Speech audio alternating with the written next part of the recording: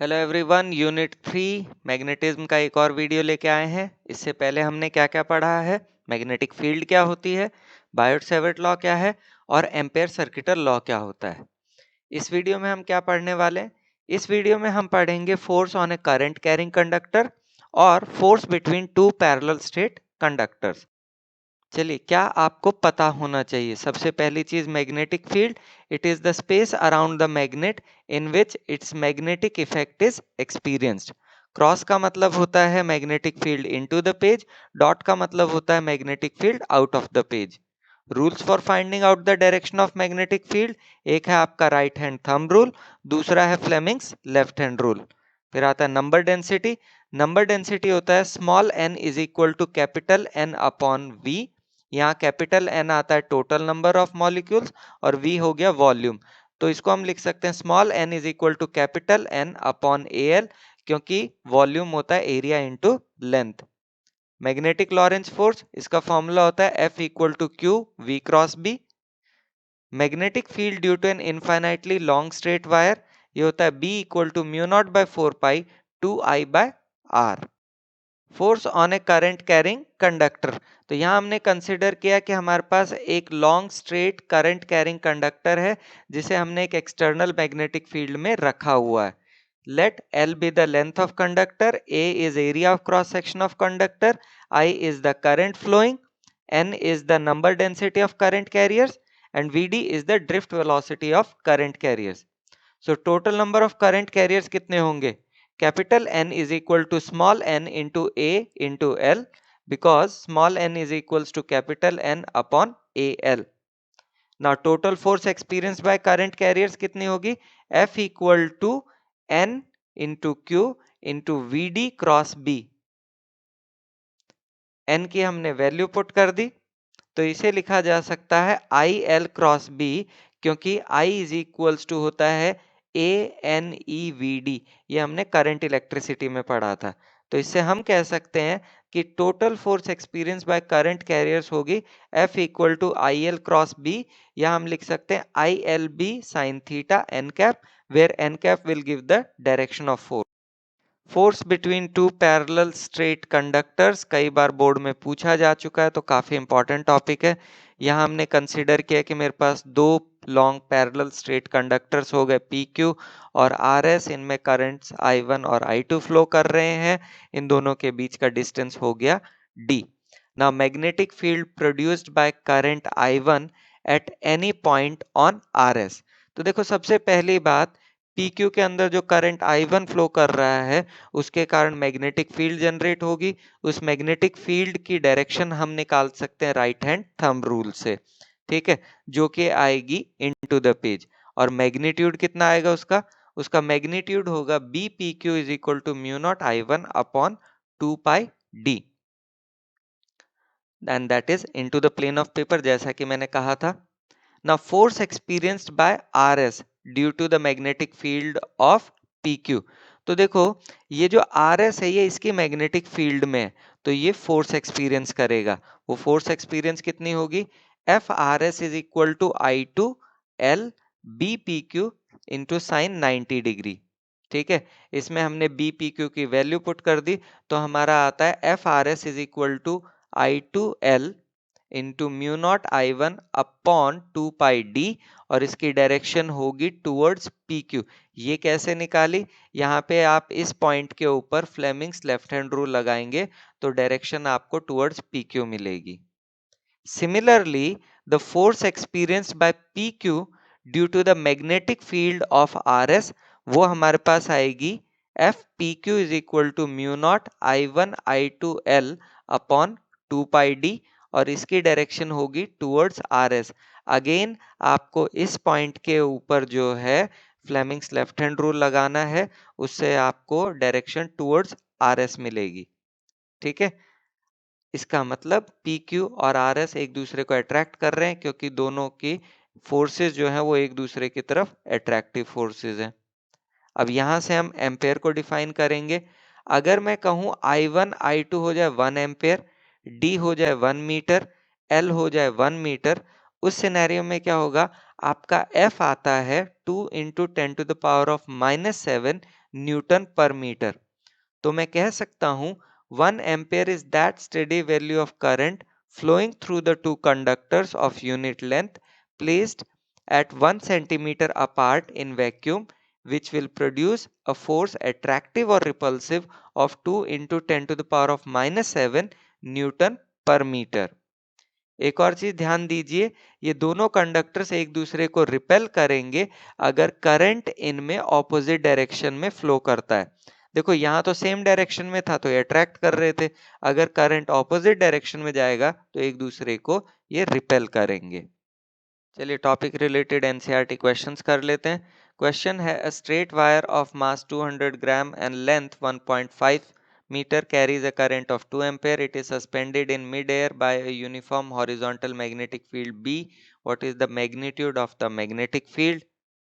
तो पहले तो हमने अपना डायग्राम बनाया, फिर क्या क्या गिवन है हमें, mass is 0.2 kg, length is 1.5 metre and the current is 2 amperes.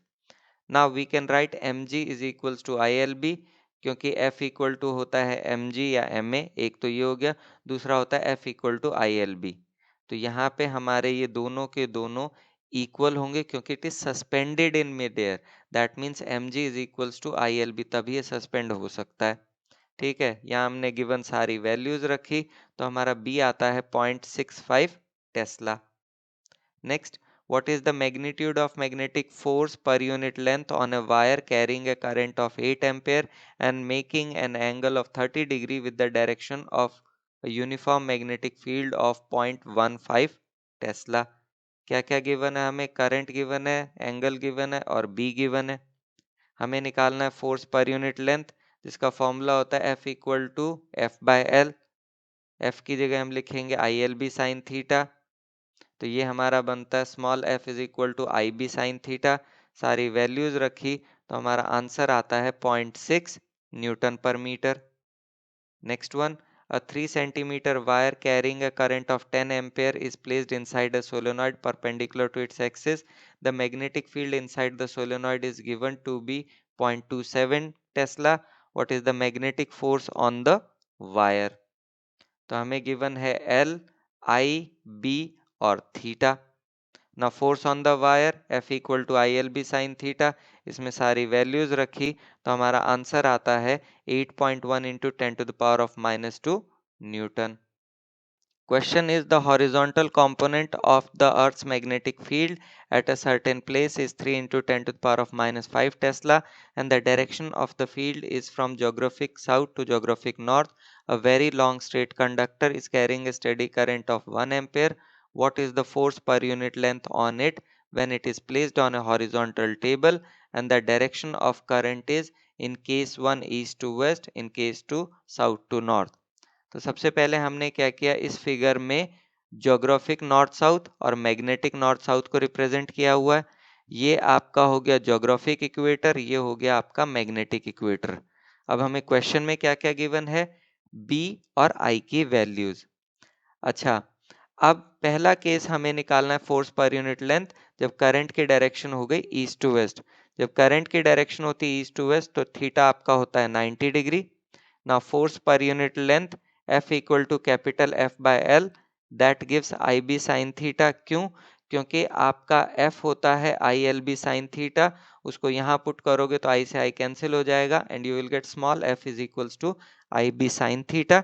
इसमें हमने क्या किया, सारी वैल्यूज पुट की तो हमारे पास आता है 3 into 10 to the power of -5 newton per metre, क्योंकि साइन 91 होता है। डायरेक्शन अगर हम यहाँ निकालना चाहें तो वो आएगी डाउनवर्ड्स। सेकंड केस पे आ जाते हैं जो कि है करंट की डायरेक्शन साउथ टू नॉर्थ। जब करंट की डायरेक्शन आपका साउथ टू नॉर्थ होगी तो थीटा हो जाएगा 0। Force per unit length F equal to F by L which gives IB sine theta. Sine 0 आपका 0 होता है तो आपका फोर्स पर यूनिट लेंथ आएगी 0 न्यूटन पर मीटर। ठीक है, क्योंकि साइन 0 0 होता है जैसा कि मैंने आपको बताया। डायरेक्शन होगी डाउनवर्ड्स। क्वेश्चन है two long and parallel straight wires A and B carrying currents of 8 ampere and 5 ampere in the same direction are separated by a distance of 4 centimeter. Estimate the force on a 10 centimeter section of wire A. तो ये हमारा representation हो गया जो question में information given है। क्या क्या गिवन है? हमें गिवन है IA is equal to 8 ampere, IB equal to 5 ampere, R is 0.04 metre and L is 0.1 metre. हमें निकालना है force on 10 centimetre section of wire A, जो कि होगा F equal to mu naught by 4 pi 2 IA IB into L upon R। इसमें हम सारी values रखते हैं तो हमारा फोर्स आता है 2 into 10⁻⁻5 Newton. Next question. The wires connecting the battery of an automobile to its starting motor carries a current of 300 ampere for a short time. What is the force per unit length between the wires if they are 70 centimeter long and 0.5 centimeter apart? Is the force attractive or repulsive? तो हमें क्या क्या given है? Current R और L given है। Force per unit length between the two wires F by L is equal to mu naught I square upon 2 pi R, क्योंकि दोनों में करंट आपका सेम ही था इसलिए आई स्क्वायर हो गया। इसमें हमने वैल्यूज रखी सारी, तो ये हमारे पास निकलता है 1.2 न्यूटन पर मीटर। दूसरा था कि आपका अट्रैक्टिव या रिपल्सिव होगी। देखिए डायरेक्शन ऑफ करंट दोनों में ऑपोजिट है, तो फोर्स जो है वो आपका रिपल्सिव निकलेगी। So question है, a straight horizontal conducting rod of length 0.45 meter and mass 60 gram is suspended by two vertical wires at its ends. A current of 5 ampere is set up in the rod through the wires. पहला part है, what magnetic field should be set up normal to the conductor in order that the tension in the wires is zero. दूसरा part है, what will be the total tension in the wires if the direction of current is reverse keeping the magnetic field same as before, और G लेना है 9.8 metre पर second square. तो भाई जो question में दिया हुआ था उसको यहाँ हमने ऐसे रिप्रेजेंट किया हुआ, ये कंडक्टिंग रॉड हो गई, इसमें करंट आई फ्लो कर रहा है, ये मैग्नेटिक फील्ड हो गई और ये कंडक्टिंग रॉड की लेंथ हो गई 0.45 मीटर। तो हमें गिवन है L is 0.45, M is 60 into 10⁻³ kg और I इज 5 एम्पेयर। पहला हमें निकालना है magnetic field setup normal to the conductor so that tension in the wire is zero. तो देखिए भाई टेंशन वायर में जीरो तब होगी जब force on the current carrying wire due to the magnetic field is equal and opposite to the weight, यानी कि ये और ये जब इक्वल होंगे तब। तो हम लिख सकते हैं mg is equals to ILB, क्योंकि यहाँ पे F निकलेगा ILB के बराबर and this is should be equal to mg। यहाँ हम जब सारी वैल्यूज रखते हैं तो हमारा B आता है 0.26133 टेस्ला। बी पार्ट पे आ जाते हैं, हमें टोटल टेंशन बतानी है अगर हम करंट की डायरेक्शन रिवर्स कर देते हैं। तो देखिए जब आपने करंट की डायरेक्शन रिवर्स कर दी उस केस में आपका mg और F दोनों ही सेम डायरेक्शन में हो गए। इस केस में आपका जो टोटल टेंशन होगी वो होगी this force plus mg। Force की जगह हम लिखेंगे ILB, तो हमारे पास टोटल टेंशन आ जाएगी T is equal to ILB plus mg। इसमें वैल्यूज रखते हैं तो हमारा टोटल टेंशन आती है 1.176 न्यूटन। क्वेश्चन है, a uniform magnetic field of 1.5 Tesla exists in a cylindrical region of radius 10 centimeter, its direction parallel to the axis along east to west. A wire carrying current of 7 ampere in the north to south direction passes through this region. What is the magnitude and direction of the force on the wire if पहला case the wire intersects the axis, दूसरा the wire is turned from north south to northeast northwest direction, और तीसरा part the wire in the north south direction is lowered from the axis by a distance of 6 centimeter। तो भाई जो question में given है वो हमने represent कर दिया यहाँ पे। ये हो गया मेरा सिलेंड्रिकल रीजन, ठीक है, इसमें रेडियस 10 तो डायमीटर 20, ये हो गई मैग्नेटिक फील्ड। हमें गिवन है B, I और R। पहला पार्ट क्या, the wire intersects the axis. तो लो भाई ये हो गया wire intersects the axis, current की डायरेक्शन भी आ गई।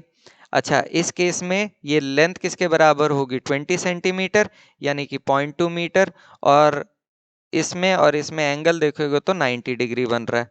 मुझे निकालनी है फोर्स, फॉर्मूला होता है F equal to ILB sine theta. सारी वैल्यूज रखी तो मेरे पास फोर्स आती है 2.1 न्यूटन और डायरेक्शन होगी वर्टिकली डाउनवर्ड। ये फ्लेमिंग्स लेफ्ट हैंड रूल से निकली। दूसरे केस पे आ जाते हैं। The wire is turn from north south to north east north west direction. तो एंगल हो गया 45, ये भी 45 हो गया। मुझे ये लेंथ निकालनी है, ठीक है। अच्छा, अगर ये 45 है तो ये भी 45। अब इस राइट एंगल ट्राइंगल में अगर मैं साइन 45 निकालूं, साइन 45 किसके बराबर होगा? This length, that is 20 upon this length which I have to find. तो इससे मुझे L1 मिलेगा 0.2 अपॉन साइन 45 डिग्री। इससे हमें आंसर निकलता है L1 का 0.282 मीटर। मुझे निकालनी थी फोर्स, वो होगी I L1B साइन थीटा। इसमें सारी वैल्यूज रखता हूं तो मेरे पास F आता है 2.093 न्यूटन और डायरेक्शन अगेन वर्टिकली डाउनवर्ड आएगी। अब आ जाते हैं तीसरे पार्ट पे। इसमें क्या किया गया है, ये जो वायर था नॉर्थ साउथ डायरेक्शन में था। Now it is lowered from the axis by a distance of 6 centimetre. मतलब जो वायर है वो अब यहां आ गया इस पोजीशन में, ठीक है। यहां से 6 सेंटीमीटर नीचे, तो यहाँ। अब इस वाले पार्ट को हम जरा बेटर रिप्रेजेंट करते हैं। तो देखो ये इस वाले पार्ट का रिप्रेजेंटेशन हो गया। तो ये लेंथ आपका 0.2 तो नहीं होगी, ठीक है। ये रेडियस, ये तो 10 ही रहेगा क्योंकि ये आपका सर्कुलर पार्ट है, तो ये रेडियस होगा वो 10 होगा। 6 सेंटीमीटर आपने नीचे किया था। ये हो गया मेरा राइट एंगल ट्राइंगल, ठीक है। इसमें पाइथागोरस थ्योरम लगा के x निकाल सकता हूँ। x मेरे पास आएगा 8 सेंटीमीटर, यानी कि ये हो गया 8, तो टोटल ये हो जाएगा 16 सेंटीमीटर, ठीक है। L2 is equal to 2x, that is 16 centimetre, ठीक है। फोर्स मुझे निकालनी है। F इक्वल टू क्या होगा? I L2B। इसमें वैल्यूज रखी तो मेरे पास फोर्स आती है 1.68 न्यूटन और डायरेक्शन इसमें भी वर्टिकली डाउनवर्ड्स ही आएगी। Question है, a solenoid 60 centimeter long and of radius 4 centimeter has 3 layers of windings of 300 turns each. A 2 centimeter long wire of mass 2.5 gram lies inside the solenoid near its center normal to its axis. Both the wire and the axis of the solenoid are in the horizontal plane. The wire is connected through two leads parallel to the axis of the solenoid to an external battery which supplies a current of 6 ampere in the wire. What value of current with appropriate sense of circulation in the windings of the solenoid can support the weight of the wire? G is 9.8 metre पर second square. तो भाई जो question में given है वो यहाँ represent कर दिया गया है।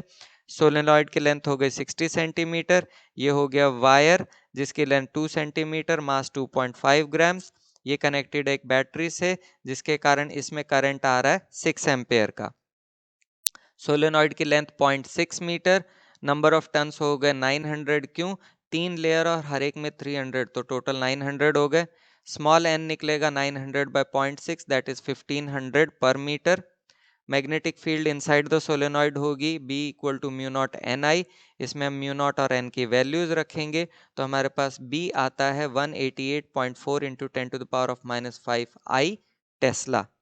फिर हम आ जाते हैं वायर पे। वायर की लेंथ हो गई 0.02 मीटर, मास इज 2.5 ग्राम्स जिसको हमने केजी में कन्वर्ट किया और इसमें करंट आ रहा है 6 एम्पेयर का। तो वेट ऑफ वायर निकालें, W is equals to mg। वो हमारे पास आता है 24.5 into 10 to the power of -3 newton, ठीक है। Force due to magnetic field निकालें तो वो हमारे पास आएगी F equal to current in wire into length of wire into magnetic field. इसमें सारी वैल्यूज रखते हैं तो ये हमारे पास आती है force 22.608 into 10 to the power of -5 I newton. This is equation number 2। Now the windings of the solenoid would support the weight of the wire when the force due to the magnetic field inside the solenoid balances the weight of the wire. That means this should be equal to this, ठीक है। इससे हमें I आता है 108.37 ampere. Now is the time for acknowledgement. Google, Bing, NCERT सबका धन्यवाद अगर कहीं से कोई डेटा या इमेज ली गई है तो। And do watch the next video which is on board questions on force on a current carrying wire. Thank you so much.